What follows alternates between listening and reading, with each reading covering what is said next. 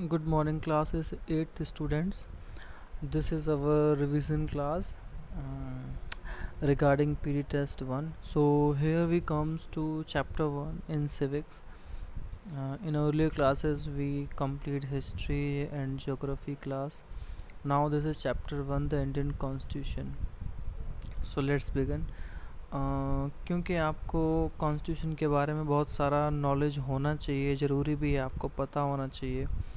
तो 8th class में जब आप इस तरह से आए हैं और ये बुक आपके सामने है, ये चैप्टर्स हैं, तो आप देखेंगे कि आपको बहुत सारी चीज़ इंडियन कॉन्स्टिट्यूशन के बारे में पता चलेंगी। चैप्टर की जो स्टार्टिंग है वो ठीक उसी तरह से है जैसे 6th और 7th क्लास की बुक में आपको कुछ कार्टून के जरिए कुछ स्टोरी समझाने की कोशिश की जाती थी, ठीक उसी तरह से है। सबसे पहला क्वेश्चन आपके सामने ये आता है, why does a country need a constitution? As a question ही है, चाहे आप इसे बुक में ही देखें या फिर इसको क्वेश्चन आंसर्स की तरह देखें अपनी नोटबुक में, ये उसके आंसर उसी तरह से फिर यहाँ से लिखे जाएंगे।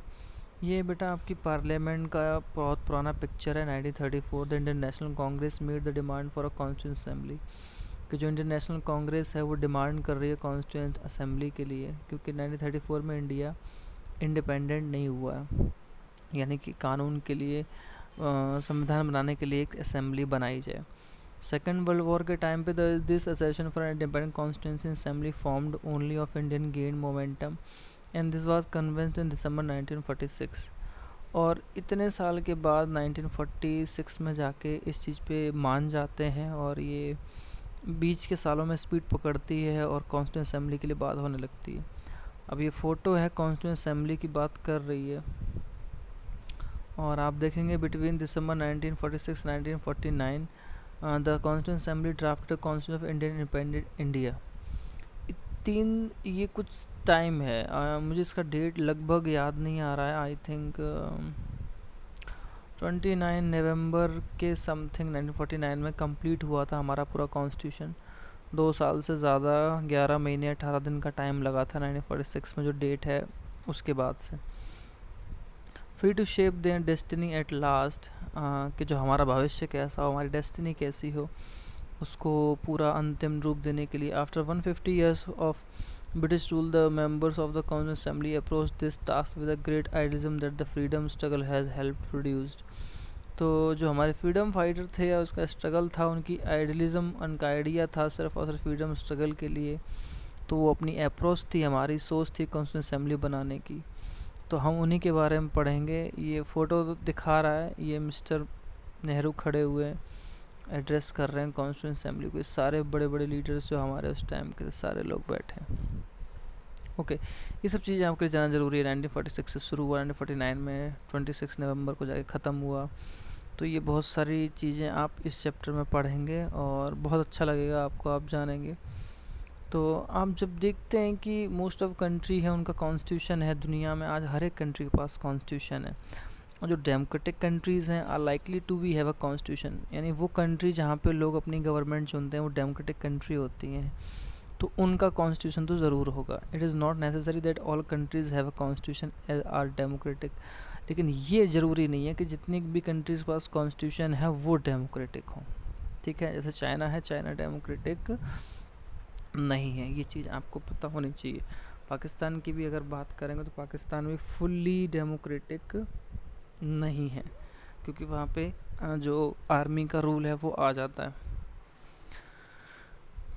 The constitution serve several purpose, constitution हमारे बहुत सारे पर्पस के साथ बना जाता है। पहला ये कि ये एक आइडियल है that form the basis of kind of country that we citizen aspire to live in. ये ऐसी कंट्री के बारे में मतलब हमारी सोच, हमारा आइडियल बनाता है कि हम इसके सिटीजन हैं और हम यहाँ रहेंगे और हमारा ही ये देश है। और पुट अनदर वे, दूसरे तरीके से देखें, constitution tells us what the fundamental nature of our societies. कानून की किताब जो है वो कॉन्स्टिट्यूशन है, जो रूल लॉ बुक है वो आपको ये बताती है कि सोसाइटी के जो है उसका नेचर कैसा है। मतलब यहाँ कोई भेदभाव तो नहीं है, बराबरी का मौका है या नहीं है, महिलाओं से सभ्यता से पेश आया जाता है या नहीं, एजुकेशन अच्छी है, फ्रीडम अच्छी है, आज़ादी है, एक दूसरे को लोग एक दूसरे से साथ रह सकते हैं, प्यार से नेता चुन सकते हैं, वोट देने के राइट्स हैं, इस तरह की बात होती है, फंडामेंटल राइट, बेसिक चीज़ों की बात। A country is usually made up of different communities of people who share certain beliefs but not necessarily agree all on issues. वही वाली बात है, डिफरेंट कम्युनिटीज़ हैं, विभिन्नताएं हमारे देश में बहुत हैं, अलग अलग लोगों के विश्वास हैं, धर्म को लेके, जाति को लेके और भी सोच को लेके, बट नेसेसरीली ज़रूरी ये है कि हम उन सारी चीज़ों पे एग्री होते हैं, अलग अलग इशू होते हैं, फिर भी एग्री होते हैं और हम कहते हैं कि हम इंडियंस हैं। Okay. A constitution helps serves a set of rules and principles that all person in a country can agree upon the basis of the which they want the country to be governed. अगर मैं यहाँ से answer की बात करूँ ना, what is constitution, तो ये उसका आंसर है। अगर क्वेश्चन आए what is constitution, what is constitution, तो उसका आंसर यहाँ से, ए कॉन्स्टिट्यूशन हेल्प, आप पेंसिल यूज़ करें, ये चीज़ मैं आपको बता दे रहा हूँ। जैसे ये चीज़ मैंने अंडरलाइन की अभी क्वेश्चन आंसर्स के तौर पे, तो अपनी बुक पे आप यहाँ पे इसको ऐसे मार्क कर सकते हैं, क्वेश्चन व्हाट इज़ कॉन्स्टिट्यूशन, और आंसर को यहाँ मार्क कर सकते हैं और आंसर लिख सकते हैं, मतलब ऐसे हेडिंग डाल दें और टिक कर दें, तो ये आपका उसका आंसर हो जाएगा। बट प्लीज़ आप यूज़ पेंसिल यूज़ करें, किसी भी बुक पे पेंसिल कभी यूज़ नहीं करना चाहिए। ओके। तो कॉन्स्टिट्यूशन एक सेट है रूल्स का, उसमें नियम दिए हैं, प्रिंसिपल दिए हैं, सिद्धांत दिए हैं कि जो पर्सन है कंट्री में वो एग्री हों एक तरह के लाइफ में जो कि कंट्री में जीने हैं, और एक तरह के कानूनों पे जिस तरह की सरकार बने वो सब एक जगह एग्री होते हैं। कानून वो किताब है, यानी कि सब उसको मानते हैं। This include not only type of government, सिर्फ उसमें सिर्फ सरकार की ही बात नहीं होती है, but also an agreement on certain ideals, बहुत सारी विचारधाराओं पे एग्रीमेंट और रजामंदी भी होती है। That all believe the country should uphold, जिसमें सबको ही भरोसा हो कि सब कंट्री को संभाले हुए हैं, कंट्री को लेके चल रहे हैं। ये एक स्ट्रगल की कहानी है बेटा, ये नेपाल की कंट्री के बहुत सारे पिक्चर्स हैं। 1990 में स्ट्रगल हुआ था डेमोक्रेसी के लिए, क्योंकि वहाँ मोनार्क था, यानी राजा का शासन था वहाँ पे। तो ये सिर्फ एक पिक्चर है कि 2002 में 12 साल के बाद जो किंग ज्ञानेन थे, माओइस्ट के साथ कंट्री साइड में कई सारे अफसर्स के साथ असिस्टेंस किया और किंग जो है हेड बन गया 2005 में, लेकिन माओइस्ट ने फिर अदर पॉलिटिकल पार्टी ज्वाइन कर ली। फिर 2006 में डेमोक्रेसी की लड़ाई हुई, फिर 2006 में पार्लियामेंट फिर आगे आ गई, फिर 2008 में एबोलिश मोनार्की कर दिया, राजशाही वहाँ ख़त्म हो गई, और उसके बाद पीपल जो है डेमोक्रेसी को ले आए वहाँ पे 2006 के बाद। यानी 6 में काफ़ी ज़्यादा वो हो रहा था, कई सारे फॉर्ट मतलब सालों साल मतलब वो लड़ाइयाँ लड़ी ताकि वो पावर सीकिंग को कम कर सकें और वहाँ डेमोक्रेटिक तरीके से शासन चलाया जा सके। तो ये सारी चीज़ें सिर्फ यहाँ समझाई हैं, वो मैं आपको यहाँ नहीं पढ़ाने वाला हूँ, क्योंकि ये सिर्फ और सिर्फ एनसीईआरटी का एक एग्ज़ाम्पल का अपना अच्छा तरीका होता है किसी बात को समझाने के लिए, कि कोई कंट्री अगर के सिस्टम को अडॉप्ट करती है, जैसे इसमें लिखा भी है नेपाल ने नया कॉन्स्टिट्यूशन अडॉप्ट किया 2015 में, और the caption along elaborate Nepal struggle for democracy, और 1990 से जो स्ट्रगल चला आ रहा था वो उनकी मेहनत है कि वो 2015 में जो कॉन्स्टिट्यूशन लिखा गया उसको दिखाती है। सेकेंड इंपॉर्टेंट पर्पस कॉन्स्टिट्यूशन का है to define the nature of country political system. Country का पॉलिटिकल सिस्टम क्या है ये हमारा कॉन्स्टिट्यूशन हमें बताता है। जैसे नेपाल में आपने बात की एबोलिशिंग मोनार्की, राजशाही वहाँ ख़त्म की, तब डेमोक्रेसी आई, तो वहाँ का नेचर क्या था, डेमोक्रेसी का नहीं था, तो अब डेमोक्रेसी आया, तो पहला फीचर आपने वो देखा। दूसरा पर्पज़ अगर आप देखें तो वो ये डिफ़ाइन करता है कंट्री का पॉलिटिकल सिस्टम कैसा है। जैसे नेपाल पहले तो रूल्ड बाय किंग था, ठीक है, काउंसिल ऑफ मिनिस्टर्स, लेकिन उसने बाद में डेमोक्रेटिक फॉर्म अडॉप्ट कर लिया। तो ठीक उसी तरह से गवर्नमेंट पॉलिसी किस तरह का रोल प्ले करती है आपकी गाइडलाइंस में, गवर्नेंस डिसीजन में, आपकी सोसाइटी में रह के वो आपके लिए किस तरह का डिसीजन लेती है गवर्नमेंट, इस तरह की बात होती है। तो वो सिस्टम में इस तरह से बात होती है। जैसे इंडिया की बात करते तो इंडिया में फेडरल सिस्टम है, डेमोक्रेटिक है, आप सब लोग वोट दे के हर चीज़ को चुनते हैं, यहाँ तक कि चाहे सरपंच की बात हो सबसे नीचे लेवल पे, या प्रधान की बात हो, ठीक है, उसके बाद एमएलए की बात हो स्टेट लेवल पे, या एमपी की बात हो नेशनल लेवल पे, हम सभी लोगों को वोट दे के चुनते हैं। Okay, in democracy we choose our leaders so that they can exercise power responsibly on our behalf. तो हम अपने लीडर्स को चूज़ करते हैं, ये जो मैंने अभी अभी आपको एग्जांपल बताया MP MLA के। However there is always the possibility that this leader might misuse the authority. कई बार ऐसा भी होता है कि ये लीडर्स जो होते हैं जिनको हमने इस तरह से मतलब चुन रखा है, तो वो मिसयूज़ करते हैं अथॉरिटी का। The constitution usually provides a safe guard against this. और जो हमारा कॉन्स्टिट्यूशन है वो इन सारी मिसयूज़ के खिलाफ हमारा सेफ गार्ड है, यानी हमारा रक्षक बन के खड़ा है। वो हमारी किसी भी चीज़ों को नुकसान नहीं होने देता है। This misuse of authority can result in gross injustice and demonstrated in the classroom situation below.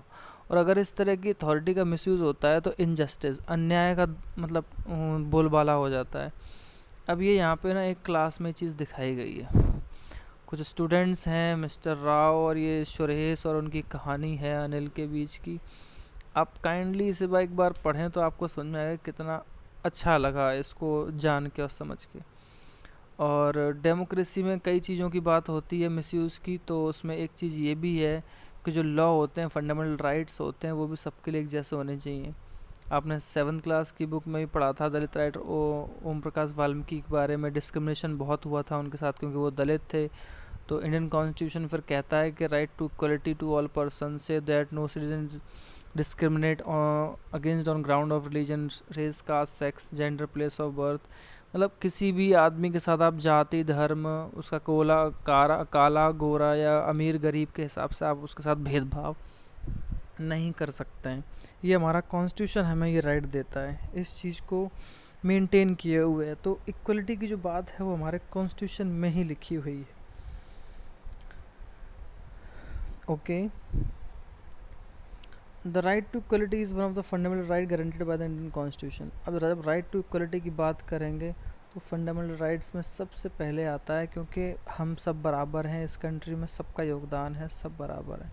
तो वो इंडियन कॉन्स्टिट्यूशन में उस तरह से वो सारी चीज़ें लिखी हुई हैं।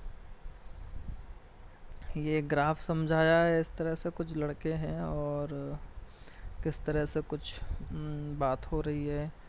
गेम पीरियड, कोई बास्केटबॉल खेलना चाहता है, कोई क्रिकेट प्ले करना चाहता है, तो वो किस तरह की यहाँ बात हो रही है उसको यहाँ दिखाया गया है। और आप देख सकते हैं कि कुछ मेजॉरिटी और उस चीज़ की बात हो रही है, तो वहाँ पे एक कार्टून के ज़रिए और एक स्केच के ज़रिए समझाने की कोशिश की गई है। ओके, जो सबसे इम्पोर्टेंट चीज़ें आती हैं, जैसे इस चीज़ की, इस पैराग्राफ में भी अगर बात करूँ तो सबसे ज़्यादा बात की है कम्युनिटी डोमिनेटिंग अनदर, और एक टॉपिक है दिस इज़ मेजॉरिटी। मतलब जैसे कोई लोग ज़्यादा हैं, किसी धर्म के लोग ज़्यादा हैं, किसी जाति के लोग ज़्यादा हैं, तो उनका यूजुअली माइनॉरिटीज़ को जो है एक्सक्लूड कर देना किसी चीज़ के लिए, है ना, और मेजॉरिटी को अवेलेबल कर देना, वो उस तरह की चीज़ें हैं। मतलब किसी धर्म के लोग कम हैं तो उनके खिलाफ हमें सिर्फ और सिर्फ दबाव बनाना। कोई बहुत कमज़ोर लोग हैं और वो भी कम है और उन पे भी अपना तरीका दबाव बनाना। ये सोसाइटी इस तरह की चीज़ों को मतलब नहीं देखती है इंडियन कॉन्स्टिट्यूशन अकॉर्डिंग। हमारे यहाँ ये चीज़ें मेंशन नहीं है। लोग करते हैं तो आप जो आवाज़ उठाते हैं उनको न्याय मिलता है, बट कानून कभी ये नहीं कहता है इंडियन कॉन्स्टिट्यूशन की ये चीज़ें यहाँ अलाउड है। तो वो वही वाली बात है कि एक मेंबर जो कम्युनिटी का डोमिनेट करे अदर सेम कम्युनिटी पे, या इंट्रा कम्युनिटी डोमिनेशन करे, इंटर कम्युनिटी यानी दूसरे पे करे, तो ऐसे डोमिनेट नहीं कर सकते आप, मतलब अपना दबाव नहीं बना सकते आप। Okay, the third significant reason why we need a constitution to save us from ourselves. कहते हैं कि जो तीसरा सबसे बड़ा कारण है कि हमें कॉन्स्टिट्यूशन क्यों चाहिए, वो ये है कि हम अपने आप को बचा सकें। दिस में साउंड स्ट्रेंज कि हमें अपने आप से कैसे, तो सबसे अच्छी बात यह, by this that we at time feel strongly about an issue that might go against an larger interest at the constitution help us the guard against this. कई बार हमें लगता है कि ये चीज़ ना हमारे खिलाफ जा रही है, इंटरेस्ट के खिलाफ जा रही है, लेकिन कई बार लगता है कि नहीं, कॉन्स्टिट्यूशन इस चीज़ में हेल्प करेगा ना, हम उसके साथ इतना स्ट्रांगली अपोज क्यों कर रहे हैं, विरोध में क्यों जा रहे हैं। ये शबनम की कहानी है, आप चाहें तो इसको पढ़ सकते हैं। क्योंकि आप पढ़ोगे तो आपको ज़्यादा बेटरली समझ में आएगा, तो वो चीज़ें बहुत ज़रूरी हैं। और ये उसी चीज़ का एक्सप्लेनेशन दिया है यहाँ पे। इसमें जो सबसे अच्छे मतलब टॉपिक्स में से एक है वो ये है आपका द इंडियन कॉन्स्टिट्यूशन की फ़ीचर्स। मतलब हमारे कॉन्स्टिट्यूशन में क्या क्या फीचर्स हैं, इम्पोर्टेंट की फीचर्स की बात की। ये सरदार वल्लभ भाई पटेल हैं और ये कॉन्स्टिट्यूंट असेंबली है जिन्होंने पूरा हमारा संविधान लिखा था। आप याद रखिएगा ये कि यही वो लोग हैं, हमारे महान लोग, हमारे महान लीडर्स, हमारे पूर्वज, जिन्होंने हमारे देश के लिए सोचा, लड़ाइयाँ लड़ी, बहुत से लोगों ने कुर्बानियाँ दी। आज हम जिंदा हैं उनकी वजह से। उन्होंने जो हमारे लिए किया, कॉन्स्टिट्यूशन लिखा, बराबरी के हक दिए, बहुत सारी चीज़ों के ख़िलाफ़ आवाज़ें उठाई। तो हमें उन चीज़ों को हमेशा ध्यान रखना चाहिए, कोशिश करनी चाहिए हम भी अपनी कंट्री को वैसा ही बनाए रखें। अब जब आप बात करेंगे इंडियन कॉन्स्टिट्यूशन की फ़ीचर्स की, तो पहला फ़ीचर जब आप स्टार्ट करेंगे तो आप देखेंगे, जो आप प्रियम्बल पढ़ते हैं एनसीईआरटी की बुक्स में, फर्स्ट जो प्रियम्बल दिया है we the people of India से जो स्टार्टिंग होता है, उसमें सेकुलर, सोशलिज्म और रिपब्लिक, डेमोक्रेटिक, इस तरह के वर्ड यूज़ हुए हैं। तो उन वर्ड्स को हम यहाँ समझेंगे कि उन वर्ड्स का मतलब क्या है। Okay, by the beginning of the 20th century, the Indian national movement had been active in the struggle for independence from British rule for several decades. आपको मालूम है कि इंडियन नेशनल मूवमेंट जो है बहुत दिनों तक एक्टिव रहा है, चलता रहा है 20th सेंचुरी में, क्योंकि हम ब्रिटिश रूल से इंडिपेंडेंट चाहते थे। अब फ्रीडम स्ट्रगल के टाइम नेशनलिस्ट ने जो है एक बहुत ग्रेट डील टाइम से, मतलब डील किया, टाइम को इमेजिन किया, प्लानिंग किया कि what a free India would be like, कि आज़ाद जो इंडिया हो वो कैसा हो। ठीक है, तो ये चीज़ बड़ी प्लानिंग के साथ उन्होंने की। तो वही बात है, under the British they had to be force to obey rules. जब ब्रिटिश के अंतर्गत हम लोग थे उस टाइम पे, तो वो हर चीज़ मनवाते थे, हमें उनकी बात माननी होती थी क्योंकि हम आज़ाद नहीं थे। And they had a very little role in making, और रोल उनका कुछ नहीं था इस देश को बनाने में, लेकिन हमें उनकी बात माननी होती थी। The long experience of authoritarian rule under the colonial state convinced Indians that free India should be a democracy and everyone should be treated equally. और ये लॉन्ग एक्सपीरियंस सभी लोगों ने महसूस किया कि जब इंडिया आज़ाद होगा तो डेमोक्रेटिक होगा और यहाँ सब लोग बराबर होंगे, इस तरह की भावना रखी गई। And be allowed to participate in government, और गवर्नमेंट में पार्टिसिपेट करते हैं। ये वर्ड इसलिए बोला गया क्योंकि अंग्रेज़ों के टाइम पे हम पार्टिसिपेट नहीं कर सकते थे, सिर्फ अंग्रेज़ ही सारे फैसले सुनाया करते थे। What remained to be done that was work out the way in which a democratic government was set up in India and the rules that would determine its functioning. अब बात ये थी कि ऐसा क्या रह गया था कि किस तरह से वर्क करना है, डेमोक्रेटिक गवर्नमेंट को क्या सेटअप किया जाए इंडिया के फंक्शनिंग के लिए। तो वो उस तरह के रूल्स की जो है बात होने लगी थी, और ये सारा काम कोई एक पर्सन ने नहीं किया, ग्रुप था लगभग 300 लोगों का जो कॉन्स्टिट्यूंट असेंबली के मेंबर थे 1946 में, और वो पीरियडिकली नेक्स्ट 3 इयर्स तक मिलते रहे और उन्होंने इंडियन कॉन्स्टिट्यूशन को लिखा। जो आज आपका इंडियन कॉन्स्टिट्यूशन है बेटा, वो 46 से लिखना स्टार्ट हुआ था। कॉन्स्टिट्यूंट असेंबली थी जिसमें 300 के लगभग मेंबर थे, उन्होंने 2-3 साल तक मेहनत करके वो अपने कॉन्स्टिट्यूशन को लिखा है और उसमें बताया कि इंडिया कैसा होना चाहिए, हमारा इंडिया कैसे फ्री हो, कैसे मजबूत हो, इन चीज़ों की उन्होंने उसमें बात की। तो यहाँ कुछ पर्सन्स के नेम आएंगे, उनको आपको देखना भी चाहिए और याद भी करना चाहिए। ये बाबा साहेब अम्बेडकर हैं, उन्हें फादर ऑफ इंडियन कॉन्स्टिट्यूशन कहा जाता है। ये क्वेश्चन भी आ सकता है और पूछते भी हैं क्वेश्चंस में, एग्ज़ाम्स में। अम्बेडकर कॉन्स्टिट्यूंट असेंबली में हेल्प किया शेड्यूल कास्ट को कुछ सेफ गार्ड करने के लिए जब उन्होंने ड्राफ्ट बनाया, कॉन्स्टिट्यूशन बनाया। बट उन्होंने ये भी ध्यान रखा कि कानून मेंटेन रहे शेड्यूल कास्ट के लिए, to fear because the administration of these were in the hands of caste Hindu officers. Problem ये थी कि जो अपर कास्ट लोग थे उनके हाथों में कानून और वो चीज़ ना रहे जिससे कि 80 लोगों को सिर्फ और सिर्फ भेदभाव भी मिले। तो वो उन्होंने बहुत सारा वर्क किया उन लोगों के लिए, एससीज़ के लिए। तो शेड्यूल कास्ट को भी गवर्नमेंट में जगह दी गई और सिविल सर्विसेज में जगह दी गई। तो वो इस तरह से ये सब चीज़ें जो है उन्होंने की। आप जब यहाँ से थोड़ा सा आगे बढ़ेंगे, चैप्टर काफ़ी अच्छा है और आगे की फेडरलिज्म, कॉस्ट सेकुलरिज्म, इस तरह की डेमोक्रेटिक चीज़ें स्टार्ट होंगी। तो वो एक एक टॉपिक पे कम से कम 5-5 मिनट चाहिए। तो वो लेटर ऑन हम कल की क्लास में डिस्कस करेंगे स्टूडेंट्स, या जो नेक्स्ट क्लास आपकी होगी उसमें करेंगे। आप ध्यान दें कि जो न्यू एडिशन की आपके पास बुक हो तो वो ज़्यादा बेटर है, 2019 और 20 की ही हो। और टेस्ट के लिए आप बार बार रीड बुक्स को रीड करें टॉपिक वाइज। ठीक, जैसे आपका आज कोई टॉपिक हुआ तो उस टॉपिक को आप बार बार रीड करें, जितना आप रीड करेंगे आपके लिए उतना ही बेटर होगा। और जो अंडरलाइन मैं करवाता हूँ अगर आपको करनी है तो आप पेंसिल को ही यूज़ करें, आप कोई अदर चीज़ यूज़ ना करें।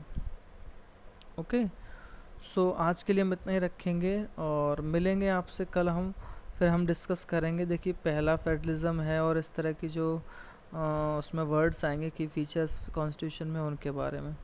So have a good day class, thank you.